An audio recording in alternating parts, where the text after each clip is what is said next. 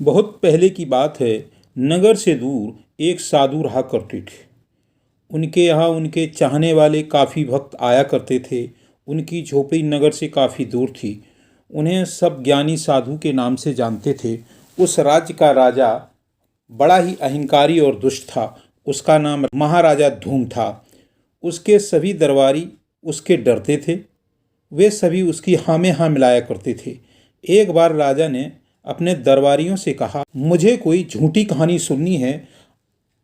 आप जाओ नगर में मुनादी करा दो, जो मुझे झूठी कहानी सुनाएगा उसको आधा राज्य का अधिकार दे दिया जाएगा। अगर कहानी झूठी नहीं हुई तो उसको कारागार में डाल दिया जाएगा। शुरू में काफ़ी कहानीकार उसको कहानी सुनाने आए, मगर जो भी कहानी सुनाता वह राजा कह देता कि यह कहानी सच है। सभी सभासद भी उसकी हाँ में हाँ मिला देते। धीरे धीरे यह सब चलता रहा। राज्य के ज़्यादातर कहानीकार व साहित्यकार कारागार में डाल दिए गए।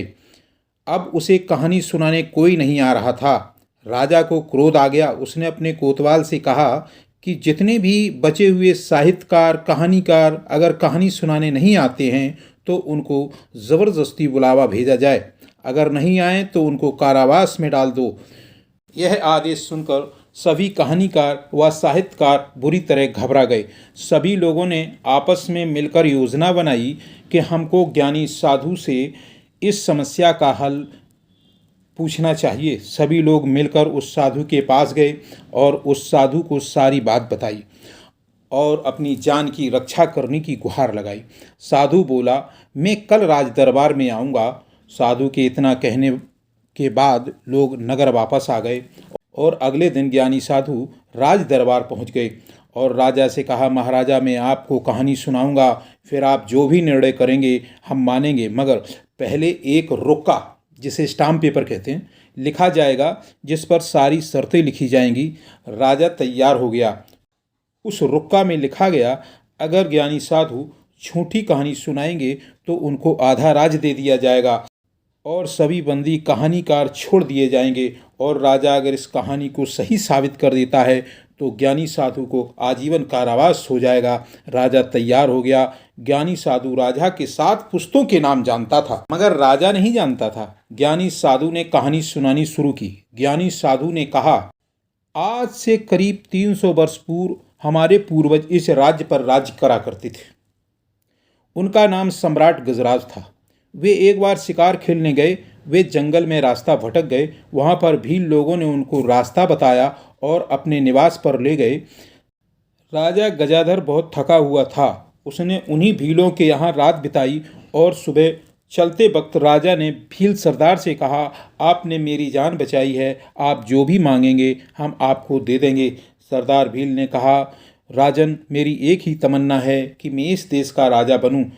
राजा गजाधर अपनी जुबान पर अड़िग रहा और कहा, आपकी ये तमन्ना जरूर पूरी होगी, मगर सिर्फ 7 पीढ़ी ही राज कर सकते हैं। इसके बाद मेरा एक वारिस ज्ञानी साधु आएगा और उस समय आपके राजा का नाम धूम होगा, और तब ज्ञानी साधु धूम को अपनी सारी कहानी सुनाएगा।